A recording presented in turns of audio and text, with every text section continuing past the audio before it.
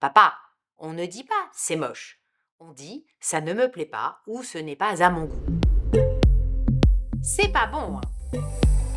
Quand j'étais petite et que je me baladais avec mon père au musée ou ailleurs et que des pièces d'art étaient exposées, je l'entendais souvent dire c'est moche. Alors, apprenti en bonne manière, je le reprenais et lui disais Papa, on ne dit pas c'est moche. On dit ça ne me plaît pas ou ce n'est pas à mon goût. Et mon père me répondait non, c'est moche. Ça me fait rire encore aujourd'hui. Cela ouvre le débat sur l'universalité du beau ou du bon, et donc de la question de savoir s'il y a des choses qui sont belles tout court, d'autres qui sont moches tout court, et que finalement, le goût devrait s'articuler autour de certaines vérités.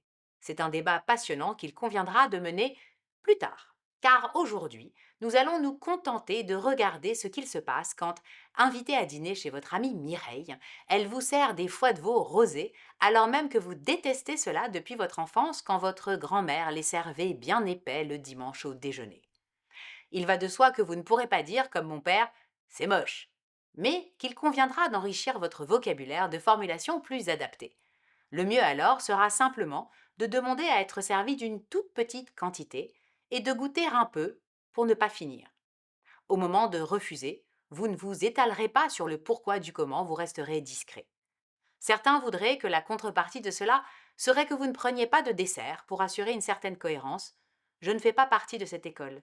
Je pense qu'il convient toujours mieux de refuser élégamment ce qu'on n'aime pas, plutôt que de prétendre jusqu'à la fin du repas d'une absence d'appétit fictive. Dès demain, vous refuserez élégamment d'être servi copieusement d'un plat qui n'est pas à votre goût, et vous ne vous étalerez pas sur vos traumatismes culinaires. Mais n'oubliez pas, parfois, de goûter à nouveau. Avec les années, les papilles évoluent et vous pourriez peut-être vous réconcilier avec bonne foi de veau.